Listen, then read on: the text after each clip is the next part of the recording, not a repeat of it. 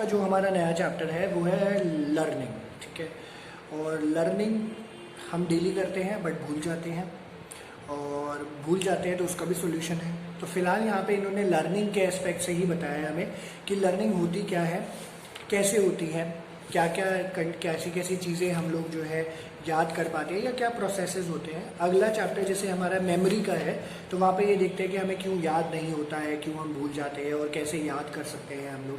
तो ये थोड़ा सा कॉम्प्लिकेटेड चैप्टर है, मतलब डरने वाली तो खैर वैसी कोई बात नहीं, थोड़ा सा कॉम्प्लिकेटेड है क्योंकि कुछ अजीब से टॉपिक आपको यहाँ पे मिलेंगे, बट बड़े इंटरेस्टिंग है।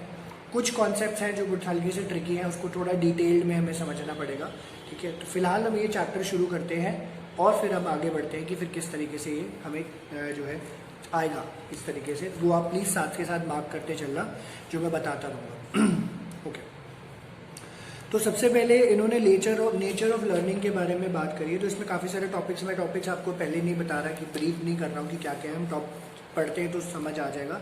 सबसे पहले इन्होंने नेचर ऑफ लर्निंग के बारे में बताया है। ये क्या कहते हैं कि लर्निंग इज़ अ की प्रोसेस इन ह्यूमन बिहेवियर। तो इनफैक्ट आज के टाइम पे अगर आप देखोगे तो बिना कुछ चीज़ें याद किए बिना आप नहीं कर सकते, ठीक है। तो बचपन से लेकर अभी तक जो है आपका लर्निंग प्रोसेस चला है, तो वो चाहे खाना है, पीना है, चलना है, उठना है, बैठना है, जो आपकी डेली रूटीन की एक्टिविटीज़ है, ये सब आपको सिखाया गया, आपने लर्न किया है, तभी वो चीज़ पॉसिबल हो पाई है, ठीक है। And it refers to a spectrum of changes that takes place as a result of ones own experience. Learning में भी डिफाइंड है, तो ये डेफिनेशन है लर्निंग की, 1 और 2 मार्कर की डेफिनेशन आती है कि what do you mean by learning.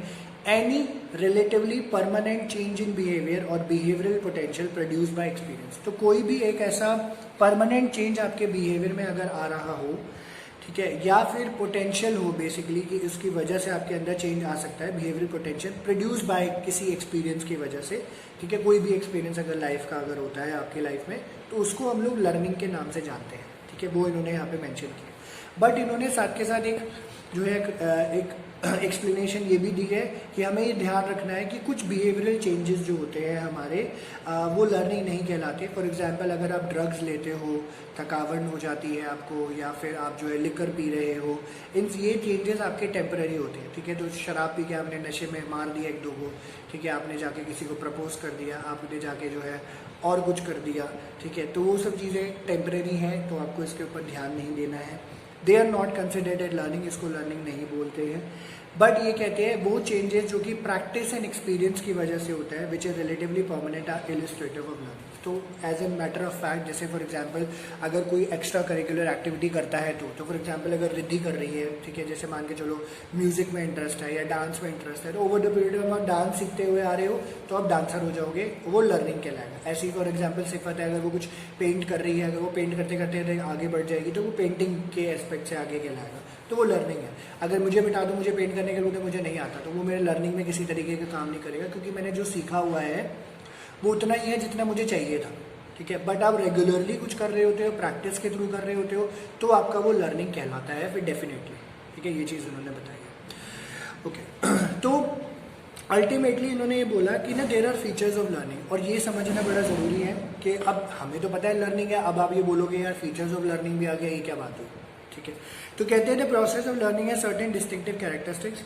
The first feature is that learning always involve some kind of experience. तो लर्निंग में किसी न किसी तरीके का एक्सपीरियंस आपका होता है, ठीक है। अब मुझे याद है जैसे जब हमने ऑनलाइन क्लासेस आज से 2 साल 2.5 साल पहले शुरू करी थी, तो इतनी चीज़ों का एक्सपीरियंस नहीं था, क्या है ऑनलाइन क्लासेस, कैसे है, कुछ नहीं पता था कैसे सेटअप करना है, किस तरीके से होगा। धीरे धीरे थोड़ा सा रिसर्च किया, पहले लग रहा था, पहले ना एक्सपेंसेस के ऊपर बात आ गई। जब मैंने लोगों से बात करना शुरू किया तो कोई कहता है 1 लाख रुपए, कोई कहता है 1.5 लाख रुपए, कुछ अल्टीमेटली फ्री ऑफ कॉस्ट हुआ अल्टीमेटली, है ना। सिर्फ हमने एक कैमरा जो है वीडियो कॉन्फ्रेंसिंग कैमरा में इन्वेस्ट किया, उसके बाद बाकी सारी चीज़ें जो है सिर्फ जो है हमने नॉर्मल चाहिए। तो ये हमें एक्सपीरियंस हुआ तो एक मेमोरी की तरह रह गया, लर्निंग की तरह रह गया, हमें सीखने को मिला कि ऑनलाइन क्लासेस ऐसे ले सकते हैं।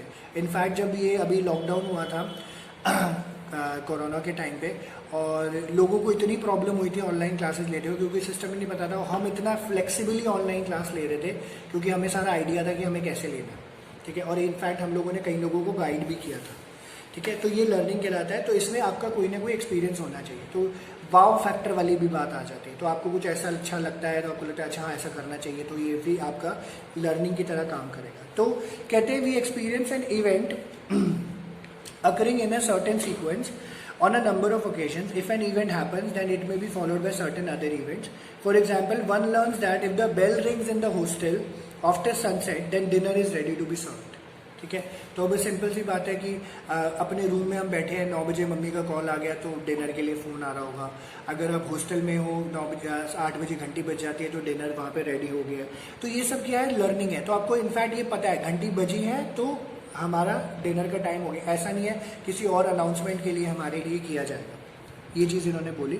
सो repeated experience of satisfaction after doing something in a specified manner leads to the formation of habit. तो अगर कोई आप चीज़ बार बार कर रहे हो और आपको बहुत सेटिस्फाइंग लग रही है वो, तो आपकी आदत में कन्वर्ट हो जाता है क्योंकि आप वो सीख जाते हो, लर्न कर लेते हो।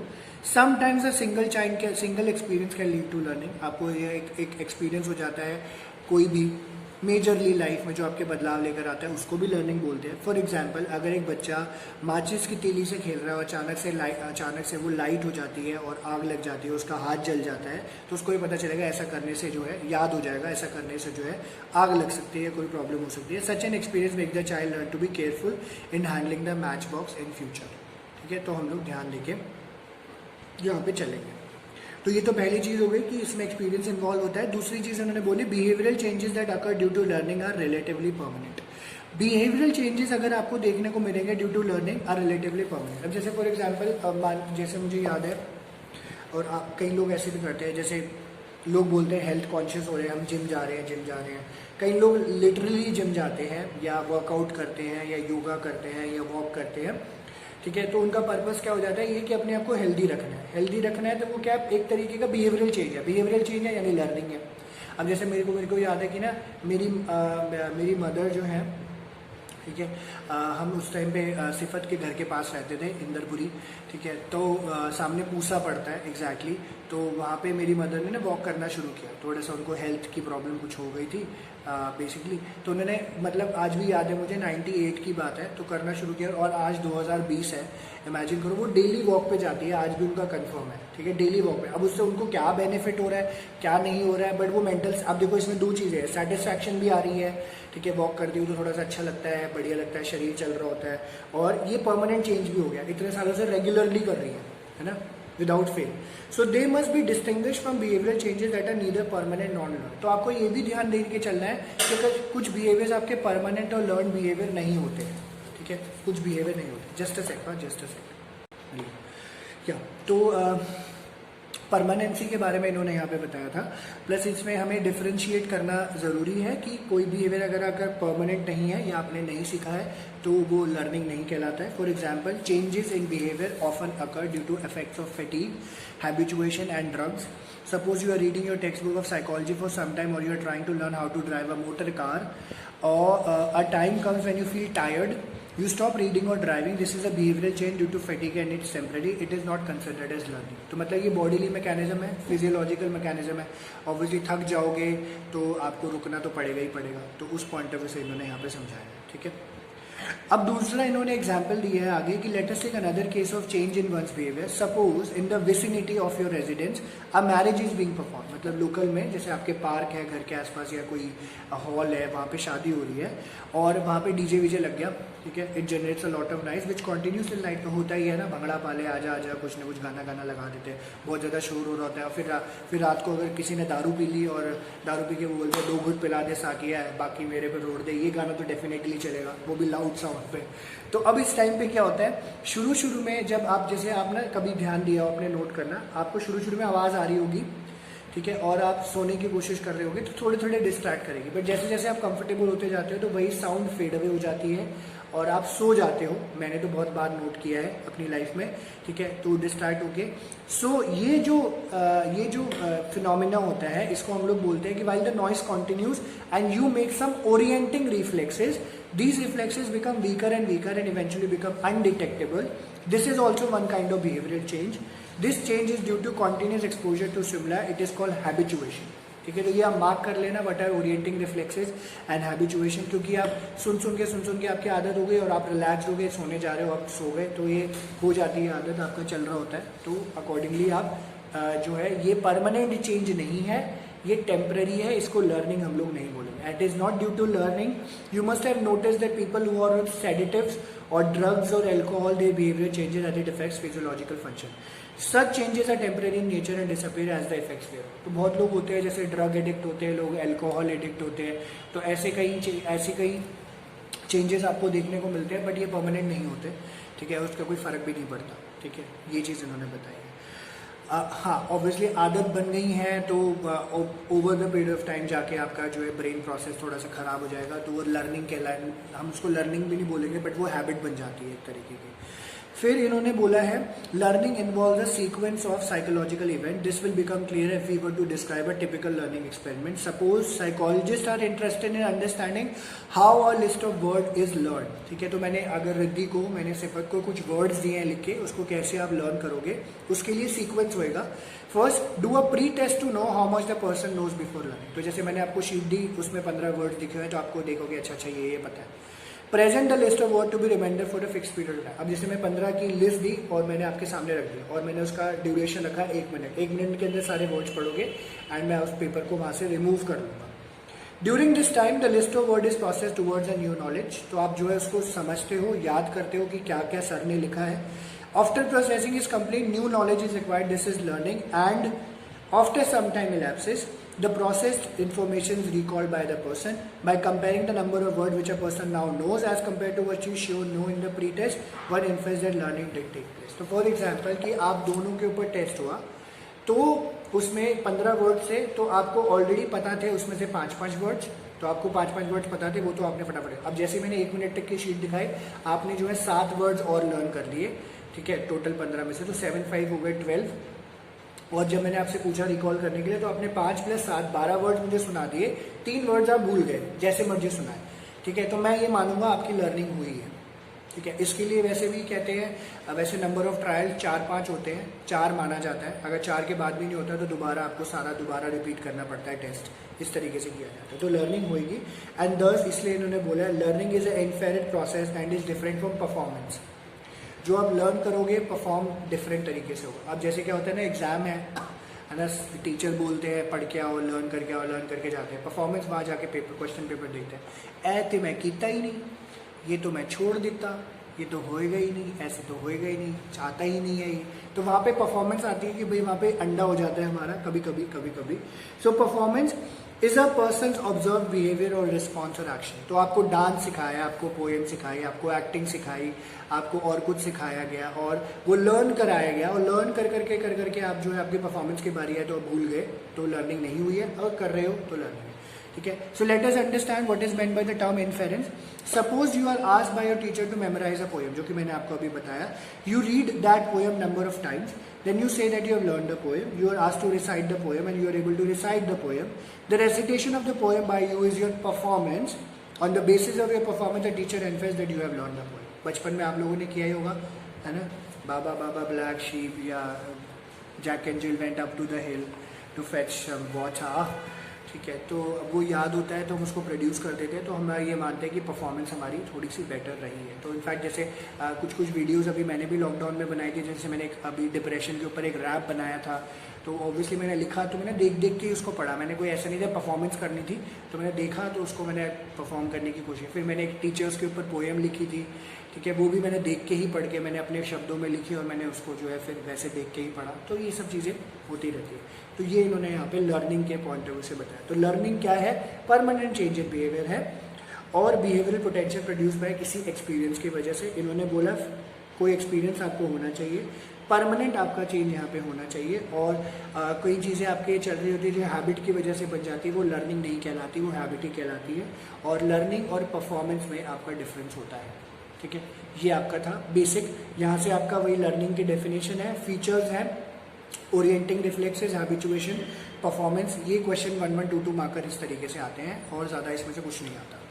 यहाँ तक सबको क्लियर है, कोई डाउट तो नहीं है यहाँ तक? रिद्धि एंड सिफत, आपको कुछ पूछना है इसमें से? नहीं सर, क्लियर है, ठीक है रिद्धि, ठीक है। सर परफॉर्मेंस के बाद ही लर्निंग परफॉर्मेंस आएगी। एग्जैक्टली अभी जैसे अब देखो 10th का रिजल्ट आया रिद्धि, है ना। 10th में मैथ्स थी, साइंस थी, कुछ भी थी, तो आप क्या कर रहे थे, दोनों के दोनों आप लोग क्या कर रहे थे, लर्न कर रहे थे। अब जैसे फॉर एग्जांपल सब्जेक्ट आपका बहुत अच्छा है तो आप परफॉर्म भी बहुत अच्छा कर रहे हो, बट जब नहीं है तो परफॉर्म कम हो रहा है, अंडर परफॉर्म हो रहा है या ओकेश परफॉर्म हो रहा है, इस तरीके से हो रहा है। तो लर्निंग के बाद ही आप परफॉर्म करते हो, ठीक है, ये चीज़। अब जैसे मैंने अभी कभी को कोई प्रोफेशनल डांस नहीं किया, तो रिसेंट दिस ईयर में इसी साल में मेरे ब्रदर इन लॉ की शादी हुई थी 4 फरवरी को, तो उसके लिए हमारा पूरा 1-1.5 महीना, मेरी एक स्टूडेंट होती थी जिसको सिफत ने रेफ़र किया है, मिली, स्प्रिंग डेल्स में ही पढ़ती थी, उसा रोड, तो वो कोरियोग्राफर भी है, डांस इंस्टीट्यूट जाती है, अच्छा खासा मतलब भी है। तो उसने फिर हमें जो है प्रोफेशनली एक कलीग के साथ जो हमें डांस सिखाया पूरी फैमिली को, और हमने प्रोफेशनली फिर डांस भी किया, बहुत अच्छा परफॉर्मेंस रहा था, क्योंकि लड़की वालों का भी था, लड़के वालों का भी था, तो वही था, हमने लर्न किया over the period of time, उसको परफॉर्म किया। अब मुझे बोलोगे तो मैं भूल गया होगा, ठीक है, क्योंकि वो क्या है, ये परमानेंट चेंज नहीं हुआ, I am not a dancer, तो परमानेंट चेंज नहीं हुआ, वो सिर्फ टेम्परेरी था, और आउट जस्ट वो सेटिस्फैक्शन था, और वो टेम्परेरी था, वो खत्म हो गया, ठीक है, this makes a difference. Okay, I hope clear हो गई। ओके,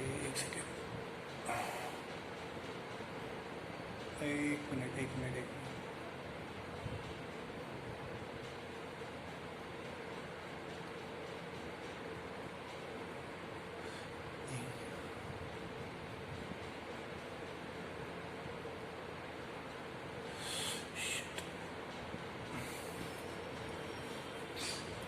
जी हाँ, एक मिनट।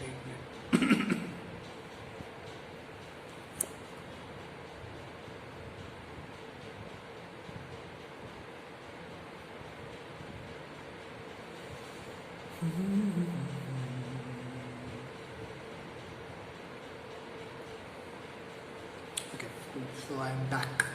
या अब जो है सबसे इम्पोर्टेंट टॉपिक, ये वाले भाई साहब जो है मर तो गए खुद, बट इन्होंने एक बहुत इम्पोर्टेंट टॉपिक हमारे लिए छोड़ के चले गए, जो कि काफ़ी जगह काफ़ी सब्जेक्ट्स में पढ़ाया जाता है और लर्निंग के लिए बहुत इम्पोर्टेंट है, क्योंकि वैसे भी इनको साइकोलॉजिस्ट माना जाता था, काफ़ी सारी रिसर्चेस इन्होंने करी थी। इनका नाम है इवन पावलोव, और इवन पावलोव ने पैवलोरियल कंडीशन या क्लासिकल कंडीशनिंग जो है हमें यहाँ पे बताई है कि क्लासिकल कंडीशनिंग होती है, वो क्या होती है अब हम पढ़ते हैं। जस्ट अ सेक, मैं ज़रा पानी पी लूँ।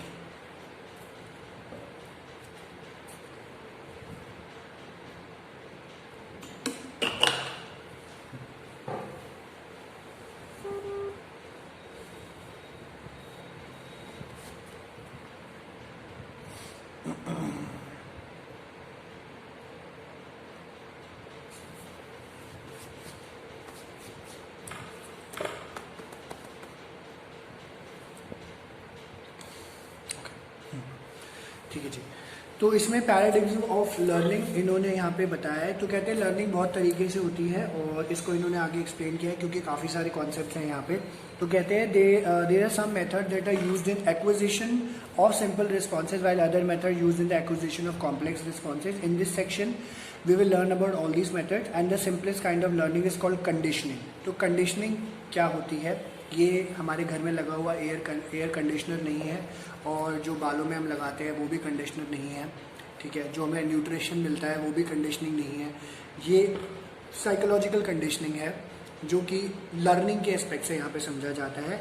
2 तरीके की लर्निंग है जो सबसे ज़्यादा हिट एंड पॉपुलर हुई, वो थी क्लासिकल कंडीशनिंग इवन पावलोव की, and instrumental conditioning BF Skinner की। उसके बाद इन्होंने ऑब्जर्वेशनल लर्निंग या कंडीशनिंग भी बोल सकते हैं, cognitive learning, verbal learning, concept learning, skill learning, ये सब चीज़ें भी आगे बता रखी हैं। कुछ तो इसमें से कट गया है, कुछ हमें ऑब्वियसली पढ़ना ही है। तो सबसे पहले क्लासिकल कंडीशनिंग पढ़ते हैं। आई होप पता नहीं स्कूल में कराया या नहीं कराया, पहले कभी आपने सुना है कि नहीं सुना हुआ है। इसके ऊपर आपको यूट्यूब वीडियोज़ भी मिल जाएंगी काफ़ी सारी। एक तो एक्चुअली मैं प्रैक्टिकल किया हुआ है, मैं लिंक शेयर कर दूँगा आपके साथ, ठीक है। फिलहाल हम इसको समझ लेते हैं। अब इसमें इन्होंने क्या बोला था क्लासिकल कंडीशन में, जो सिंपल सी थ्योरी है, मैं कहानी समझा देता हूँ। तो इवन पावलोव ने क्या किया, लर्निंग को एक्सपीरियंस करने के लिए एक एक्सपेरिमेंट किया डॉग के ऊपर, और उसका एक्सपेरिमेंट सक्सेसफुल हुआ। ये हमारे साथ भी डेली लाइफ में हमारे साथ भी होता है, बट अब इसने डॉग पे किया। कैसे? इसने क्या किया, एक बेल लेके आया, घंटी लेके आया, जो स्कूल में जैसे घंटियाँ होती है, जैसे बटन वाली या वैसे नॉर्मली जो भी मान लो आप, ठीक है, तो घंटी लेके आया।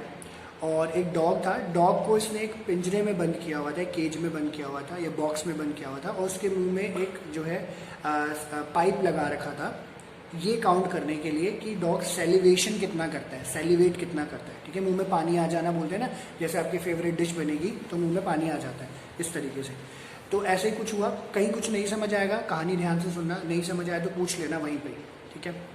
तो डॉग लेके आया, उसको हार्नेस कर दिया, उसके मुंह में पाइप लगा दिया, कितना सेलिब्रेट कर रहा है वो, और बेल लेके आया। अब क्या करा कि ना डॉग को इसने एक पोर्शन लर्न कराया, पहली केस, ये पहला केस है, ध्यान से सुनना प्लीज, ठीक है, पहला केस।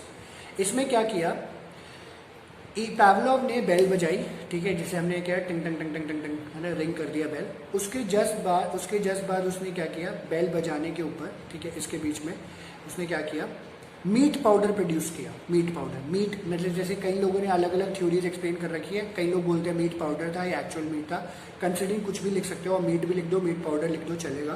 तो उसने मीट पाउडर प्रोड्यूस किया, बेल बजी, मीट पाउडर लेके गया और डॉग के सामने रख दिया, ठीक है, डॉग को दिखाने लगा। डॉग को दिखाने लगा तो डॉग सेलिब्रेट करने लगा, क्योंकि स्मेल आ रही होगी, ठीक है, फ्रेग्रेंस आ रही होगी, तो उसने डॉग को थोड़ा और उसको खाने के लिए दे दिया, ठीक है। पहली बार ऐसा किया, दूसरी बार फिर बेल बजाई, मीट पाउडर लेके आया, डॉग के सामने लेके आया, तो डॉग सेलिब्रेट कर रहा है, फिर उसके सामने रख दिया, डॉग ने खाना शुरू कर दिया। तीसरी बार बजाई, बेल बजी, मीट पाउडर प्रोड्यूस किया, डॉग के पास लेके गया, डॉग सेलिब्रेट कर रहा है। फिर अब क्या हुआ, 4th 5th 6th ऑनवर्ड्स, ये बेसिकली मैंने तुम्हें कट शॉर्ट कर दिया, बट ये 7th 8th ट्रायल में हुआ था, ठीक है, इस तरीके से कि बेल बजती थी, क्योंकि अब क्या था कि डॉग कंडीशनड हो गया था, जैसी बेल बजती थी उसने ऑटोमेटिकली सेलिब्रेट करना शुरू कर दिया, इररिस्पेक्टिव ऑफ द फैक्ट कि मीट पाउडर आ रहा है कि नहीं आ रहा है। और जितनी देर में उसके पास मीट पाउडर पहुंचता वो ऑलरेडी सेलिब्रेट करता हुआ नजर आ रहा होता था। पहले क्या हो रहा था, पहले वाले केस में आप प्रोड्यूस करते थे तो सेलिब्रेट कर रहे हैं, अब क्योंकि वो कंडीशनड हो गया है तो बेल बजते के साथ ही सेलिब्रेट कर रहा है। क्यों? क्योंकि अब उसको वो मेमोरी, वो लर्न कर चुका है बिहेवियर, क्योंकि अब बेल बज रही है तो मेरा मीट पाउडर आने वाला है, बेल बज रही है, मीट पाउडर आने वाला है। तो जब वो कंडीशनड हो गया तो उसने क्या किया, अब जैसे एक लास्ट स्टेप भी इसमें ऐसे आ जाता है, विच इज़ वेरी छोटा सा, कि वो बेल जब भी बजाता था, इररिस्पेक्टिव ऑफ द फैक्ट वो मीट पाउडर प्रेजेंट कर रहा है या नहीं कर रहा है, डॉग सेलिब्रेट करता ही करता था, ठीक है, डॉग सेलिब्रेट करता ही करता था। तो उसको 3 स्टेप्स में इन्होंने डिफरेंशिएट किया हुआ है, बट हम 3 स्टेप्स में इसमें डिवाइड किया हुआ है, बट हमें 2 स्टेप्स तक ही समझना होता है कि जब वो बेल बजाता है, मीट पाउडर प्रोड्यूस करता है, ठीक है, और वो सेलिब्रेट करता है, फिर खाता है, बट जब बेल बजती है और प्रोड्यूस करे किए बिना मीट पाउडर का वो सेलिब्रेट करना शुरू कर देता है, ये इसकी कंडीशनिंग कहलाती है, ठीक है। अब ये बात समझ आई आपको कि नहीं आई है, मैं दोबारा बताऊं या कुछ और एग्जाम्पल दूं? रिद्धि सिफत आपको समझ आया ये क्लासिकल कंडीशनिंग? आ गई, ठीक है, ठीक है, कूल। तो इन्होंने यही बात यहाँ पे बोली है। अब इन्होंने इसको थोड़ा सा साइंटिफिकली एक्सप्लेन किया हुआ है, आपको करना ऐसे ही याद है। पहले हम थ्योरी पढ़ लेते हैं, फिर इसके जो है फीचर्स हैं वो हम लोग पढ़ेंगे। तो प्लीज़ ध्यान से सुनना, ये क्वेश्चन 6 मार्कर का आता है क्लासिकल कंडीशनिंग, अदरवाइज कंपैरिजन आ जाता है इसका 6 मार्कर का, क्योंकि किसी न किसी फॉर्म में ये क्वेश्चन आएगा ही आएगा। तो ये क्या कहते हैं, this type of learning was first investigated by even P Pavlov. He was primarily interested in the physiology of digestion. During his studies, he noticed that dogs on whom he was doing his experiment started secreting saliva as soon as they saw the empty plate in which food was served. As you must be aware, saliva secretion is a reflexive response to food or something in the mouth. Pavlov designed an experiment to understand this process in detail, in which dogs were used once again. ठीक है, मतलब ये तो introduction है, आपको main topic पे भी ध्यान देना है। कहते हैं पहले फेज में इसने क्या किया, एक डॉग को बॉक्स में रखा, उसको हार्नेस कर दिया, dog was left in the box for some time, this was repeated a number of times on different days. In the mean time a simple surgery was conducted and one end of a tube was inserted in the dog's jaw and the other end of the tube was put in the measuring glass, कि वो कितना celebrate करेगा उसको count करने के लिए। Experimental setup आपको next page पे दिखा रखा है, यहाँ पे पीछे पेज पे, ठीक है, आप इसको बनाना नहीं होता, सिर्फ देख लो। सेकेंड फेज ऑफ एक्सपेरिमेंट में क्या किया गया, the dog was kept hungry and placed in the harness with one end of the tube ending in the jaw and other and in the glass jar, ठीक है, एक तो जो वही जा रहा था मुंह में और दूसरा ग्लास जार में जा रहा था। अब क्या करते हैं ये, इवन Pavlov ने क्या किया, a bell was sounded and immediately there after food meat powder was serve to the dog was allowed to eat it, जो कि मैंने आपको बात बताई, ठीक है। For the next few days every time the meat powder was presented it was preceded by a sound of bell. तो जब भी पावलोव मीट पाउडर लेके आता था उससे पहले बेल बजाता था, ध्यान रखना इस बात को। After a number of such trials, a test trial was introduced in which everything was the same as the previous trial except that no food followed the sounding of the bell. तो अब क्या कर रहा है, bell बजा रहा है but food नहीं आ रहा। The dog still salivated to the sound of the bell, expecting presentation of the meat powder, expect कर रहा था as the sound of the bell had come to connected with it. This association between the bell and the food resulted in acquisition of new response by the dog. तो अब ये क्या हुआ, नया response mechanism यहाँ पे आ गया। पहला रिस्पॉन्स मैकेनिज्म क्या था, मीट पाउडर प्रेजेंट होने के बाद सेलिवेशन। अब क्या था, बेल बजने के बाद सीधा सेलिवेशन, क्योंकि वो कंडीशनड हो गया था, इसलिए इसको क्लासिकल कंडीशनिंग का नाम देते हैं। लर्नड बिहेवियर यहाँ पे उसने जो है सीख लिया था, इसको नाम दिया गया conditioning. You may have notice that all dogs celebrate when they are presented with food. Food is the send. अब इसमें इन्होंने इसको समझाने के लिए क्या बोला है, इसको प्लीज़ ध्यान से समझना, एक बार में नहीं आएगा समझ, थोड़ा सा डीपली इसको समझना पड़ेगा। ये तो पूरी थ्योरी है, इसके आगे इन्होंने समझाया। फूड जो है आपका अनकंडीशन स्टिमुलस है। अनकंडीशन स्टिमुलस कैसे है, क्योंकि उसके लिए कोई कंडीशनिंग नहीं है, फूड आप लेकर आओगे, सिंपल सी बात। स्टिमुलस मतलब कोई भी वेरिएबल होता है, कॉज होता है, इवेंट होता है, जिसको आप चेंज कर सकते हो, ये अनकंडीशनड है। Salivation follows it salivation which follows it is an unconditioned response, ठीक है। अनकंडीशन क्यों बोला गया है, ये कंडीशनिंग से पहले है, ठीक है। इन दिस सेंस अगर आप खाना प्रोड्यूस कर रहे हो और सैलिवेशन आ रहा है तो अनकंडीशन स्टिमुलस और अनकंडीशन रिस्पॉन्स की तरह इसको माना जा रहा है फिलहाल के लिए, जब बेल नहीं है, यहाँ पे बेल का रोल नहीं है अभी फिलहाल। आफ्टर कंडीशनिंग, कंडीशनिंग कैसे हुई है, बेल बजाने पे salivation started to occur in the presence of the sound bell. आप बेल बजाते हो, मीट पाउडर प्रेजेंट करते हो, डॉग सेलिवेट करता है, 3 steps clear. The bell becomes a condition stimulus. अब बेल क्या हो गया यहाँ पे, कंडीशन स्टिमुलस हो गया। कैसे, कंडीशन कैसे है, मैं घंटी बजाऊंगा तभी मीट पाउडर लेके आऊंगा, तभी आप सेलिवेट करोगे। अब घंटी नहीं बजेगी तो डॉग सेलिवेट नहीं करेगा, ध्यान रखना। आप लोगों के साथ, मेरे साथ भी ऐसा होता है रियल लाइफ में। एंड सलाइवा सेक्रेशन हो गया कंडीशन रिस्पॉन्स। कैसे कंडीशन रिस्पॉन्स हो गया, क्योंकि आप घंटी बजा रहे हो तो वो सलाइवा सेक्रेट कर रहा है, अब कंडीशन हो गया बेल लाइट बजने के बाद। This kind of conditioning is called as classical conditioning. The procedure इन्होंने इलिस्ट्रेट कर दिया है। It is obvious that the learning situation is classical conditioning is one of SS learning. SS learning का मतलब होता है stimulus stimulus learning, stimulus stimulus learning in which one stimulus that is sound of bell becomes a signal for another stimulus that is food। मतलब घंटी बजेगी तो खाना आएगा, घंटी बजेगी तो खाना आएगा। Here one stimulus signifies the possible occurrence of another stimulus, simple as that। घंटी बज रही है तो खाना आएगा, जैसे स्कूल में होता है, घंटी बजेगी रिसेस की तो खाना निकलेगा, घंटी बजेगी तो रिसेस निकलेगा। आजकल पहले ही खा जाते हैं वैसे बच्चे, ठीक है, क्योंकि हमारे टाइम पे भी होता था। तो घंटी बजेगी तो रिसेस हुई है तो हम लोग जो है खाना खाएंगे, ठीक है, या नेक्स्ट पीरियड लगा है। Examples of classical conditioning abound in everyday life। मैंने आपको पहले ही बताया। Imagine you have just finished your lunch and you are feeling satisfied. Then you see some sweet dish served on the adjoining table. This signals its taste in your mouth and triggers the secretion of saliva. You feel like eating it. This is a conditioned response. Let us take another example. In the early stages of childhood, one is naturally afraid of any loud noise. Suppose a small child catches an inflated balloon which bursts in or his hands. एक second.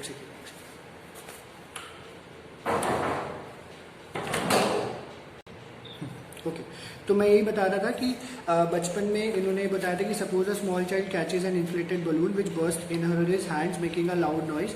The child becomes afraid. Now the next time he or she is made to hold a balloon it becomes a signal or cue for noise and elicits fear response. तो हम लोग बोलते हैं obviously डर लगता है बच्चों को कि बलून फूट जाएगा, डर लगेगा। तो जब भी आप बलून प्रेजेंट करोगे जो कि कंडीशन स्टिमुलस की तरह काम करेगा, and loud noise is an unconditional stimulus, क्योंकि जब आप प्रेजेंट करोगे, क्योंकि रेगुलरली नहीं होता, रेगुलरली कर रहे होगे तो लाउड नॉइज जो है वो कंडीशन लाउड नॉइज जो है वो कंडीशन स्टिमुलस की तरह ही काम करने लगेगा। तो जैसे इन्होंने बताया हुआ है कि balloon as a condition stimulus है, loud noise is a unconditional stimulus है, इस तरीके से, ठीक है। तो दोनों चीज़ें CS में कन्वर्ट हो सकती है अगर होएगा तो, वरना नहीं। ये इन्होंने यहाँ पे बात बताई है, ठीक है। अब क्लियर? हाँ जी रिद्धि, अब बताओ। इसमें बलून वाले एग्जांपल में फियर अनकंडीशन रिस्पॉन्स से कंडीशन रिस्पॉन्स बन जाएगा। हाँ, इसमें जैसे इन्होंने बोला है ना कि कंडीशन स्टिमुलस तो बलून की प्रेजेंटेशन है, बट इन्होंने स्टिमुलस लिखा हुआ है, लाउड नॉइज रिस्पॉन्स होना चाहिए, ये शायद गलत लिखा हुआ है यहाँ पे, ठीक है। हाँ, लाउड नॉइज आपका अनकंडीशनल रिस्पॉन्स, लाउड नॉइज जो है, अच्छा रिस्पॉन्स तो बच्चा जनरेट करेगा, ठीक है। तो लाउड नॉइज अनकंडीशनल स्टिमुलस है, ठीक है। और रिस्पॉन्स बच्चा देगा वहाँ पे, तो बच्चा वो क्या देगा, जब भी आप बलून प्रेजेंट करोगे, एक सेकंड दे दीजिए, जब भी आप बलून प्रेजेंट करोगे unconditional stimulus as it is रहेगा, कंडीशन रिस्पॉन्स बच्चे का हो जाएगा कि वो रोना शुरू या डर दिखाना शुरू करेगा। अब बताओ इसमें ये क्लियर है या कोई डाउट है? ये फर्स्ट टाइम में अनकंडीशन रिस्पॉन्स होगा या डरना या जो हाँ भी, हाँ या हाँ गिरना, हाँ जी, और हाँ फिर जी, बाद में कंडीशन हो जाएगा, बिल्कुल बिल्कुल बिल्कुल, क्योंकि वो बच्चा डर जाए, डरना अब शुरू हो जाएगा ना उसका, जैसे जैसे आप बलून फोड़ते चलोगे। ठीक है, ठीक है। सिफत आपको क्लियर हुआ ये या कुछ नहीं समझ आया? क्लियर है सर। ठीक है, ओके। और थोड़ा सा कन्वीनियंस के लिए रिद्धि एंड सिफत, आप देखोगे नीचे टेबल 6.1 दिया हुआ है, जब ये थ्योरी पूरी एक्सप्लेन कर देते हो आप, तो जैसे ऊपर ये बोल्ड वर्ड्स में लिखा हुआ था सारी डिटेल, इसको नहीं लिख के अगर ये टेबल बना दोगे तो भी आपको मार्क्स पूरे मिलते हैं, तो भी आपको मार्क्स पूरे मिलते हैं, बट आपको थ्योरी पीछे एक्सप्लेन करनी पड़ेगी सारी की सारी, ठीक है। इस तरीके से चलेगा। क्लियर है ये बात? Yes sir. हाँ जी सर। ठीक है, ठीक है जी, ठीक है। सो आज हम फिलहाल इतना ही करते हैं, बाकी फिर हम लोग नेक्स्ट क्लास में करेंगे, ठीक है, क्योंकि आगे ने इसके डिटर्मिनेंट्स है वो भी थोड़े से डीप है, तो हम लोग बाद में लेते हैं फिर उसको। Thank you, bye bye, bye bye. Okay sir, bye sir. Bye bye bye.